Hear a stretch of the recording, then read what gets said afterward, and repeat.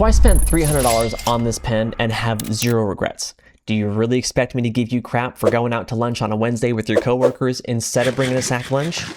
Bruh. As one of the few finance channels that audits dozens of people's finances for free every week, you might be spending money on normal things that are quietly emptying your bank account. A few of these bad money habits repeated over decades can literally mean the difference between retiring with $1 million and $3 million. So here are 8 things that are a complete waste of money. Let's start with one that everyone watching this video is probably paying for right now. Subscriptions. Talking streaming services, apps, cloud storage, gym memberships, software, free trials you forgot to cancel. So individually, they don't seem like a big deal, right? But that's exactly why they're so dangerous. $5 here, $12 here, $30 for a gym membership you swear you're gonna start using next month. I'm guilty of that one. None of these purchases feel expensive. That's why people rarely question them, and companies love that. One thing we see all the time during our live show is people who think they're spending maybe $20 a month on subscriptions. Then we do a deep dive and realize it's closer to $200. Now, I'm not saying cancel all subscriptions, save every penny. Subscriptions can be dangerous because they're automated and they don't feel like spending, not because they are expensive. Problem is paying for the ones that no longer add value to your life. Plus, companies love subscriptions because they know once something becomes automatic, most people stop paying attention. So let's say you have 6 subscriptions you barely use that average $15 a month. That's $90 every month and more than $1,000 per year. Invest that over 30 years and you're looking at more than $200,000. Every 3 months, scroll through every recurring charge on your credit card or bank statement and ask yourself, if this subscription disappeared tomorrow, would I sign up for it again today? The answer is no. Cancel that shit. Subscriptions can quietly cost you thousands over time, but the next mistake can wipe out years of investing with one signature. So when I was 26, I bought a brand new 2018 Tesla Model 3 for $60,000 while making $80,000 a year. At the time, I thought I deserved it because I had graduated college, I was a few years into my engineering career, and I was finally making decent money, and I wanted something, nice to show for it. But the problem was I already had a 2008 Scion TC that was already paid off and working perfectly fine. And I made another classic car buying mistake. I wasn't focused on the $60,000 price tag or total cost of ownership. I was focused on whether I can afford the $600 monthly payment. Technically, I could. I put $12,000 down, financed the rest, and paid around $600 a month for 6 years. But I could only afford that payment because I reduced how much I was investing every month. And not even a year later, the Tesla just felt like my car, right? It didn't make me any happier than my old Scion did. This is called hedonic adaptation. We get something new, it's exciting for a while, and then we get used to it. Except, I still had years of payments left. And the opportunity cost hurts even more.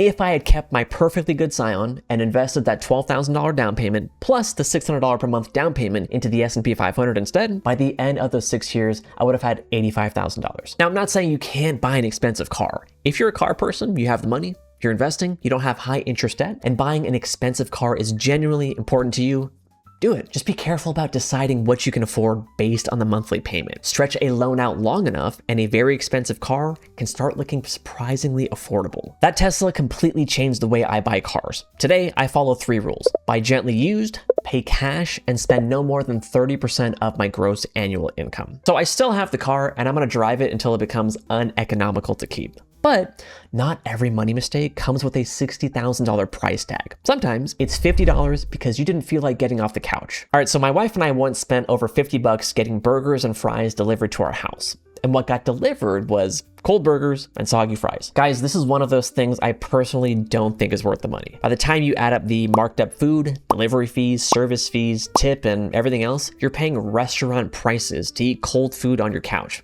Hard pass. These days, we either cook at home or actually go out to eat. If I'm gonna spend restaurant money, guys, I'd rather get fresh food, get out of my house, and actually enjoy the experience. And remember that hedonic adaptation thing we talked about with my Tesla?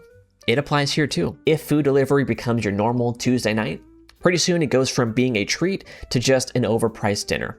And we've seen what happens when this becomes a habit during our live financial audits. Check this out. You're 31 years old, you make $5,600 per month after tax, $100,000 in debt, made up of $25,000 auto loan, credit card $35K, $15K student loan, $25K personal loan, about $4,000 in expenses each month. What's the breakdown here roughly? Yeah, so 900 with auto, with insurance and monthly payment, and about 1,600 apartment. How about food? I don't have a fixed expense on that, so it varies. Are we eating out often? What does that look like? Yeah, I eat out a lot. Okay. Any number on that? I average about $20 a day. That can go up depending on a weekend or. So we'll just say 600 for now. Do you do any kind of grocery shopping, or is that you just eat out most of the time? I eat out most of the time. Now, I'm not saying you should never order food delivery. In our system, eating out and food delivery comes out of your fun money bucket, which can be anywhere from 0 to 30% depending on your situation. If your finances are in good shape, you're hitting your financial goals, and you love ordering food, go for it. But if you're like the guy we just showed you with $100,000 in debt, including 35 grand on credit cards at a 25% interest rate, guess what? Your fun money budget is going to be a hell of a lot closer to zero. All right, the next mistake is worse because you're paying for something you may not even want. You're buying it for someone else to notice. So when I was in high school, I begged my parents to buy me a Gucci belt, and not some subtle Gucci belt either. I wanted the one with that giant silver G on the front so I could wear it to the school dance and impress the girls. My parents ended up spending hundreds of dollars they didn't really have on this stupid belt for me. And you know what I learned? Turns out the problem wasn't my belt. I had no game, and no amount of Gucci was gonna fix that. But let's not talk about my childhood trauma. It took me a long time to actually learn that lesson. I'd love to tell you I stopped caring about people after high school.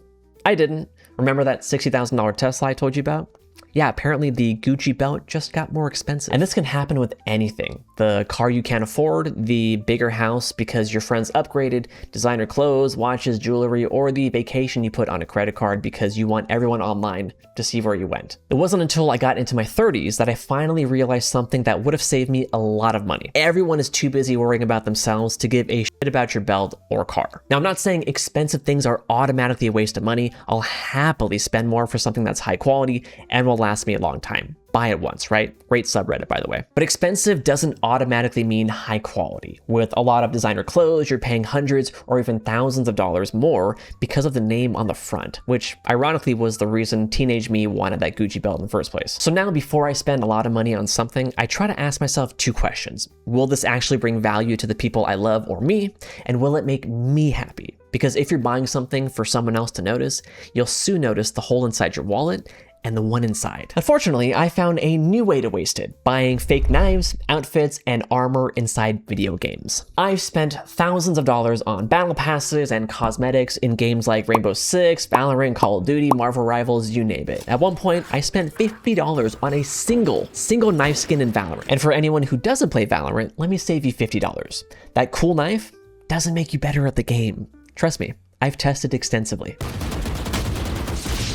And it wasn't just cosmetics. I used to pre-order the super deluxe mega ultimate whatever the hell edition of games for over $100 when the base game was around 40 bucks.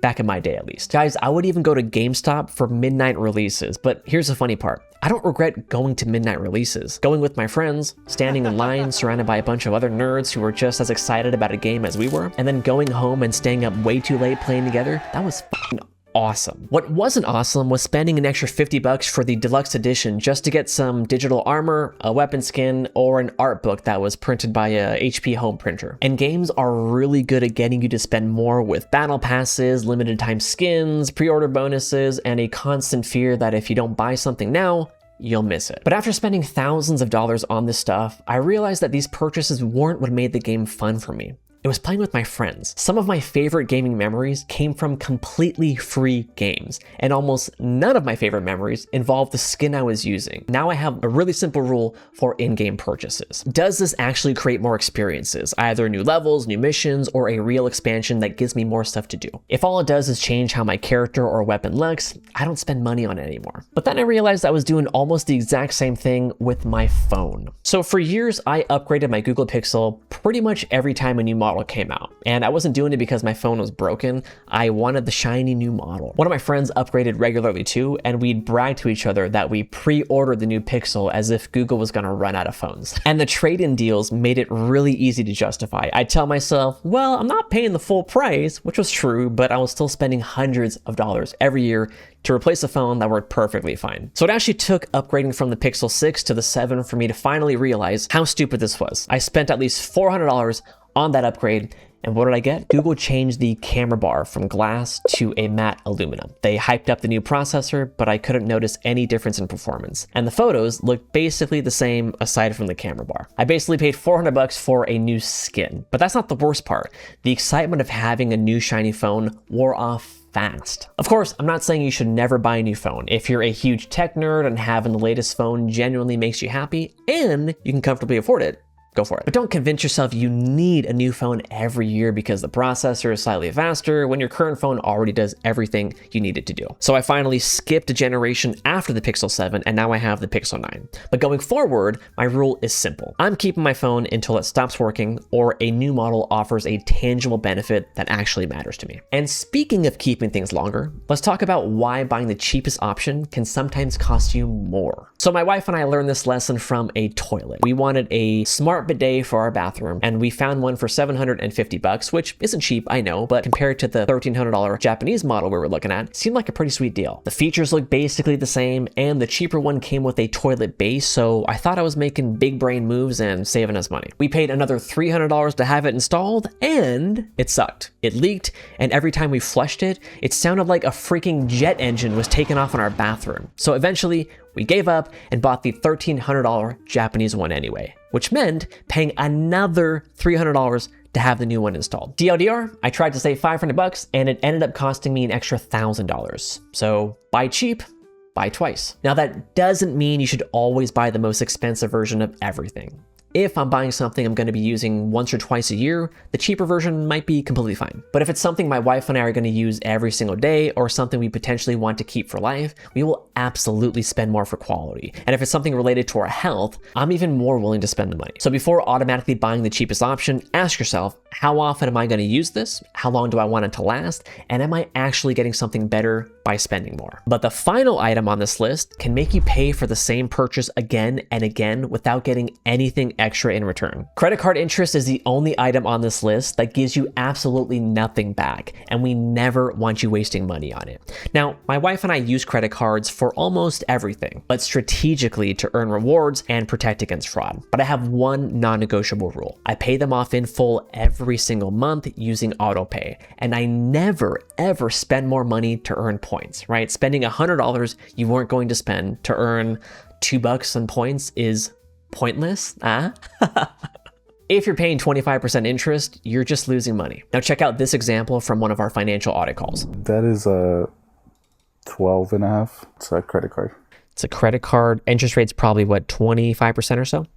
Yeah. If you do $500 per month, 36 months to pay it off, and you're paying an extra $5,000 in just interest. $5,000. And he didn't blow 12 grand on a vacation or designer clothes. His transmission blew up. He needed his car, he didn't have the cash to fix it, and the credit card became the $5,000 solution. So if you already have credit card debt, that's your number one priority. I prefer the avalanche method, making minimum payments on all your debt, then throwing extra cash at the debt with the highest interest rate first. Mathematically, that saves you the most money and time. You can also look into 0% balance transfer credit cards if you qualify. Just make sure you understand the fees and terms, stop adding new debt, and have a plan to pay it off before the promotion period ends. And if you know you need small wins to stay motivated, use the snowball method and attack your smallest balance first. Guys, I do not regret every expensive thing I've bought. I regret the things that cost me money without improving my life. We're trying to stop wasting money on things you don't value, so you can spend more on things you do. And to see what happens when these habits pile up, watch this video where we help a 31-year-old with $100,000 in debt figure out exactly where his money was going and how to start fixing it. Then like, subscribe, and comment one thing that's a complete waste of money to you.